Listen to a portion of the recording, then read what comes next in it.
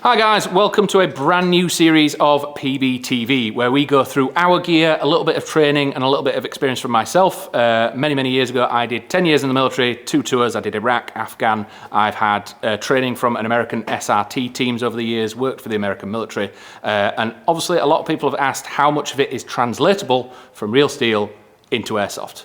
A little bit, but there's some stuff that matter, some stuff that doesn't matter. Obviously, muzzle brakes and distances and things like that. So we're just going to go over a few little tips, including how we set our platforms up and how we've made decisions on our kit. And then we're going to go and do some very basic how to approach a doorway, which can be considered any bit of cover, how to assess threats beyond there, and how to move around and make sure you're getting the best out of the cover and concealment that you can get in these situations, and make sure you can make yourself as much of a threat as possible. Starting out, obviously this is my sort of go everywhere platform. It's my mid-length. I've got longer, I've got shorter, but this is kind of the one that kind of goes everywhere with me, indoors, outdoors. It can run everywhere. If you watch one of our other videos, I do a full breakdown of how I've set this up and some of my gear and what I'm wearing on me. But one of the things that has been asked is grip and manual handling of weapon platforms. Obviously we see people doing magwell grips and things like that, but personally I do an overgrip. So as you can see, my hand clamps onto the front of the gun, the thumb comes over and it presses down. People have asked why I do this. Again, multiple reasons. I do have a button on top, makes it a little bit easier. It's also a control thing as well. So if I'm shooting and my weapon stops, I can drag my weapon out the way and draw a sidearm. If my weapon is out and we swap hands with my glorious assistant, this hand is still out, changes with the pistol. It is the same muscle memory of driving out the weapon. I can remove this, get my AR back, and it is the same position. So this muscle memory is the same for any weapon platform I'm using. That being said, there is a sort of inherent risk with this position, and you'll see people chicken wing a little bit. So if I aim this way, the arms come out. What this can cause whilst we're in cover, if I'm aiming and I lean, if my arm's like this, obviously you become more of a target. So when you are aiming and doing things like that, try and tuck yourself in, bring this down and create a minimum platform. Obviously with plates and things like that, you want to do a translation from real steel. You want to be a shooting platform and steady, present your plates to the enemy in case out happens. When it comes to airsoft, just try and make yourself as narrow as possible, because getting hit here or here or here doesn't really matter in airsoft. So presenting your plates doesn't cause too much of a difference. Coming back from that, we have my optics setup. We've got a couple of different options when it comes to optics. We've got Mike here with me as well. He's got his setup. Again, we've both gone for a dot and a magnifier. This is our indoor sort of mid-range, kind of can play outdoors, can play indoors, but it wants to go in every direction. So I can flip this to the side. I've got 4 times, I've got 1 times. Personally, I like low mount optics. Again, I like a solid cheek weld, get really low down on it and shoot like that. Mike, on the other hand, he likes lower face. When he's playing, he's got his helmet set up, he's got his mesh, he's got all that kind of stuff. So the high mounts allow you to keep a much more vertical posture with your head. His optic can come down, keeps out the way. It's not going to get snagged going through doors on things like that. But as a personal choice, I think the main reason was because of lower face. Personally, I just like the sleeker look. And again, another reason why I like the flip to the side is if I am shooting and I just want to sit there and scan, I can just turn it and look at it like that. I don't have to keep flicking it. When the drop down ones are dropped down, they kind of block off. Again, all personal choice, but you have different ones. We've even got Ian here. He's got an even different setup. So again, a CQB setup, really high mount, so he can have his lower face, completely different to mine, keeping that nice vertical posture, not having to squidge down or look like that, but any lower face would be totally fine. Walk, helmet, absolutely everything. And Ian's got a top mounted torch on there, similar to mine. Mine runs a PEC box, but we're all running torches as well. There's 3 very different torch setups here, there's aggressive torch setups, there's sort of passive torch setups. I run what is essentially quite a dim torch. You can see it on the floor there, on the wall behind us. It's quite a dimmer setup. Personally, this is because if I'm in a dark environment and I want to flash this or search or look around, I'm not going to get too much blowback. Mike and his beam, as you can see, very big hotspot. If you're in a pitch black room and you flash that or against white walls, it's going to affect you as much as it's going to affect the enemy.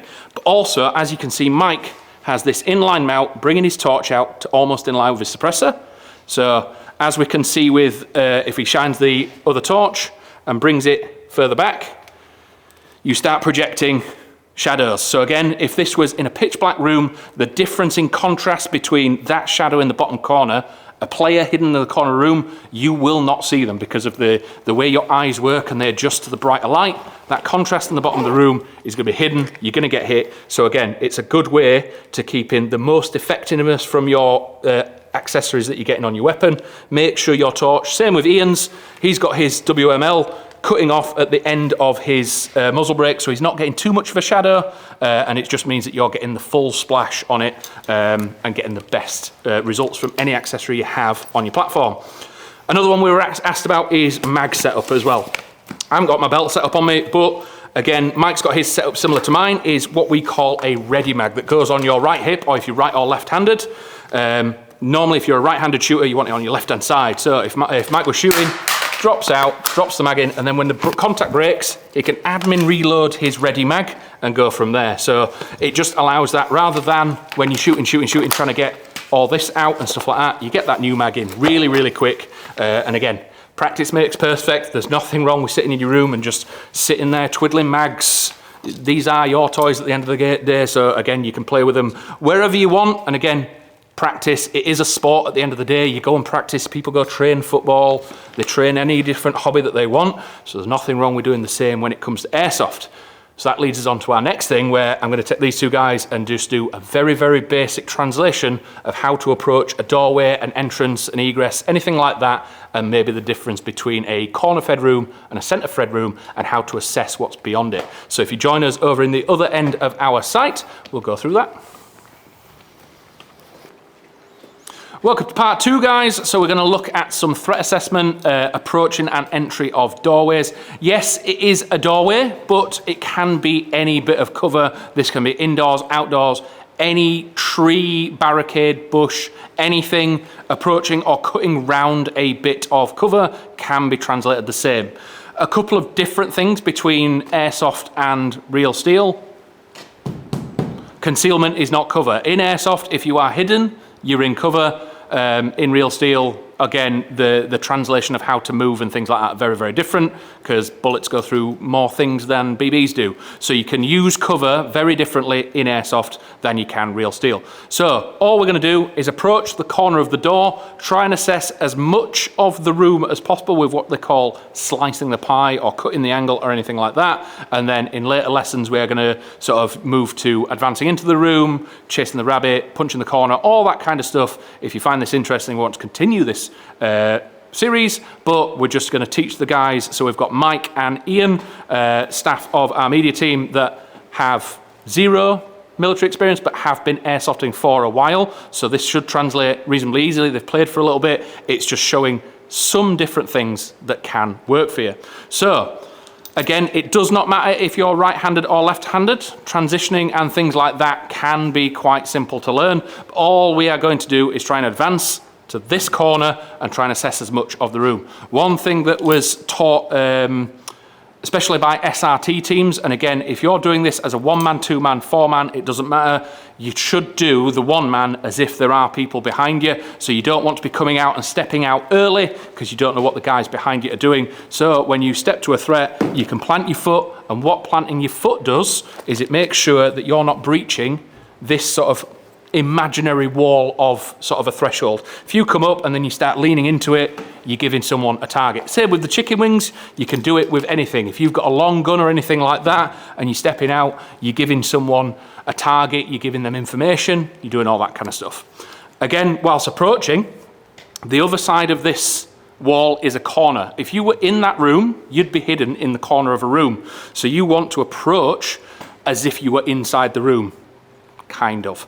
So if I was inside the room, this would be the corner. It's what I would deem the safest point or the easiest place to hide. So I'm going to approach from a similar angle, and it gives you a very, very sharp angle into the room. Being able to do it, you can do a simple transition if you want to come over to the other side. You don't have to do any of this swapping over or any of like that to confuse your hands. All you need to do, put the stock into your other shoulder, and then you're keeping your right-handed dominance. Or again, if you are left-handed and you're like that, there's nothing wrong with swapping over. Very, very quick, simple thing to learn is swapping over means I could come along, stamp my foot, and then start doing the drill.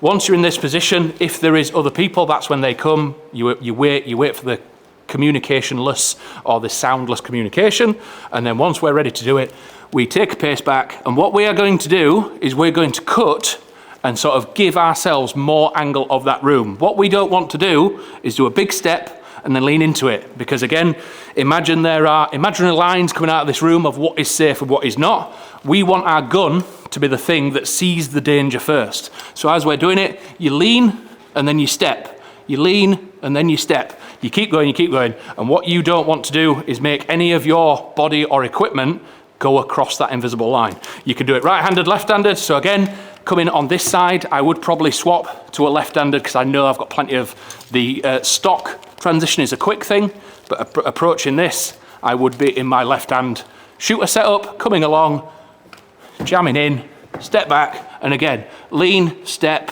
in, step in. And again, we do have a bit of cover in here as well. It adds a bit more ambiguity to the room and sort of changes it up a little bit. But all we are going to do, we're going to keep going, stepping round, and what we have got here is the difference between a centre-fed and a corner-fed room. It is a centre-fed room with a barricade. Again, that'll come on in later lessons, and then what we'll add on to that is how we would enter this room as well. So, as we've seen from that, is if the first, Mike, if you want to step up, and we'll go from that. Again, whether or not you want to do it right-handed, left-handed, it doesn't matter. It's just learning about coming up, trying to use your weapon as much as possible. Step out, weapon up, and again, step in, lean in. Just, you want to make sure you're using that weapon into the corner as much as possible.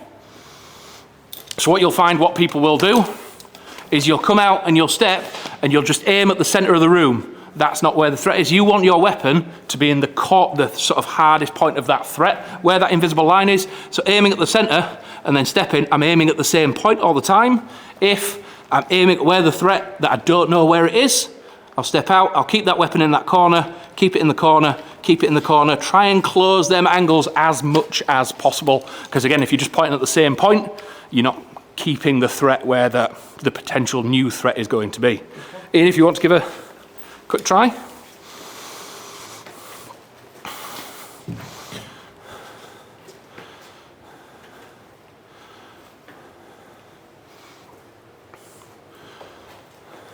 So again, big long steps, and again, when you first came, you stepped out, but your weapon did sort of dress into the room a little bit. You don't know that this cover is here. It's not really a threat or a danger.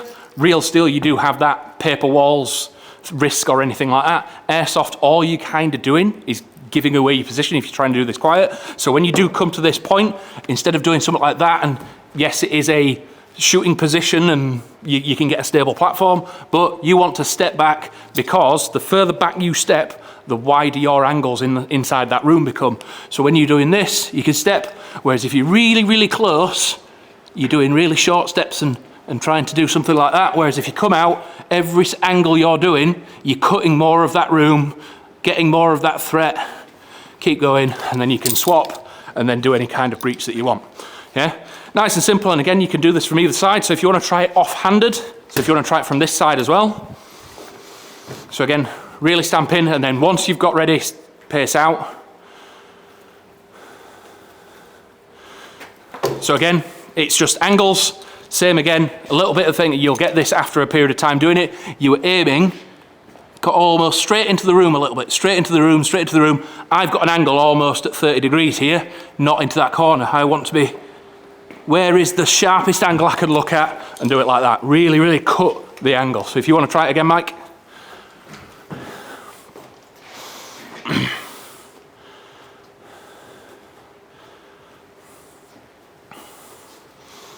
Yep. And again, it's quite easy that because you've started from that side and you do see the cover, it's kind of fine to then drop that shoulder in to really get that angle. What I will note, because you're using such a long platform, if we swap weapons a second. Yep. Again, real steel and airsoft, this isn't really a problem.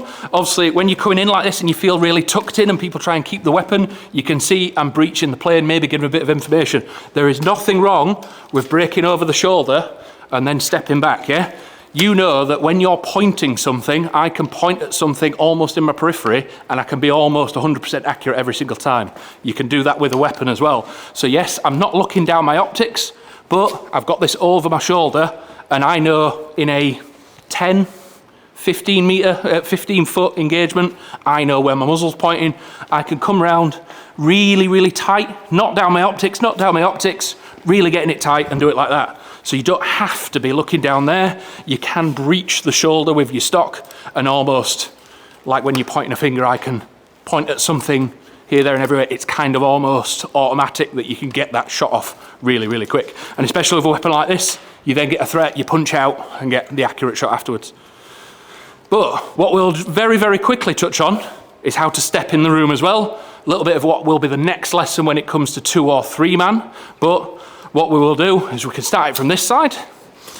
So, as we've done before, we're doing that, stepping out, threat, keeping that angle really, really tight, coming all the way across. And then once we're happy, we do a very, very fast step inside. None of this walking in. We want to try and get in that room in 2 steps. So bang, bang, and in, yeah? So there's a couple of ways to do it. One is to punch the corner, and one is to run the rabbit. There are 2 reasons why you do this. One is a centre-fed room and one's a corner-fed room. You could kind of argue this is a corner-fed, but you don't know what's behind this wall. So we are going to try and get into that corner where we know it's safe. We've cleared all the way around, we've covered his corners, and we're going step, step. The reason for this, I know the only threat that's left is this corner. So I want to present my plates to it. Not really anything to do with airsoft, but it's what you would do, weapons in, and you want to do it really, really fast, because if you do get hit, you're going to die here, not here. So I get shot here, my hand's in the air, yes, my guys can pull me out of the way, but if they're all trying to follow you in, you're all going to bungle, you're all going to walk into each other, more of you are going to get hit. Airsoft, again, very, very different. So if I do that step, step, and I get hit here, guys can still follow me in, there's still the space behind me, it's easy enough to then get round and get that guy in that corner. So if we'll do that, you've done your clear, you're in the corner, and just try that really, really fast step into the room. So you've cleared as much as you can.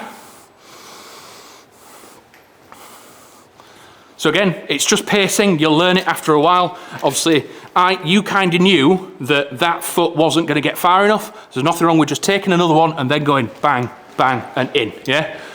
If you're worried that you're not going to step far enough and hit the wall, take that extra pace, it doesn't matter. It saves all this and then doing it, yeah? Nice and fast. As long as you can try and get there in 2 or 3 paces, you're out the way of everyone else that can then follow you in. If you want to give it a try, so you've cleared all the way around in that corner. Yeah, so again, you went into the wall. So going into the wall, you kind of then stuttered. So because you were left foot first, it doesn't really matter to then swap, you just want to swap feet, bang, bang, and in, yeah? Because normally what you'll get used to is once you have cut round, you've sliced, you will know when you get to here, you want to be right foot forward. Purely because as a shooter, with the weapons, you want that stable foot, bang, bang. And it'll just be a habit. After a while, once you've done them cut-ins, you'll end up on your right foot. The other one, again, we'll go on to this in another lesson, but a little bit of a bonus for you. If this was a corner-fed room, and we've assessed that this is a line all the way out, instead of doing that step into the corner, we want to give ourselves a moving target. So instead of doing that, we would literally cut straight across, yeah? Because rather than cutting straight at him and giving him a shot off, you give him a moving target. What that also gives you, if you have a second man, I'm a moving target that way, second man's on the door, yeah? He's just got no chance in that corner, has he? So if you want to give that just a very quick, so instead of doing the step in, you'll just come across and basically all you're going to do is back against that wall and you're going to cut across keeping your weapon in the corner of the room.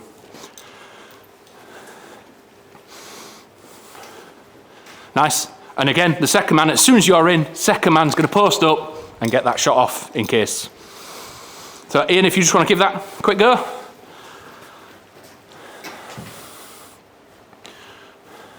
So again, you're not turning the weapon. Your weapon needs to stay in that corner because that's where the only part, the really crux of the corner, is the only bit that you've not covered. So all you're doing, weapon's going into the corner and you're keeping that moving target. We're just keep thinking that this is a struck wall and then second man could come in and keep it, yeah? All makes sense? Nice and easy? Yeah?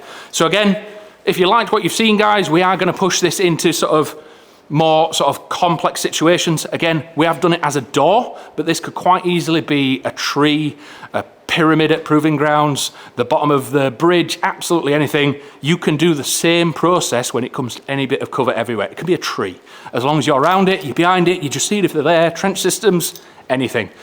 So from there, we're going to look at maybe 3-man, 4-man, multiple people doing this, and then how we would then access the room. But if you like what you've seen, guys, drop a comment below. If there's something about our weapon platforms that you want to know a question about, iron sights, stocks, optics, anything, how we've set our systems up, let us know below.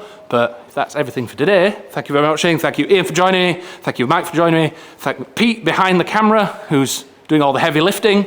But we'll see you in the next one. Bye.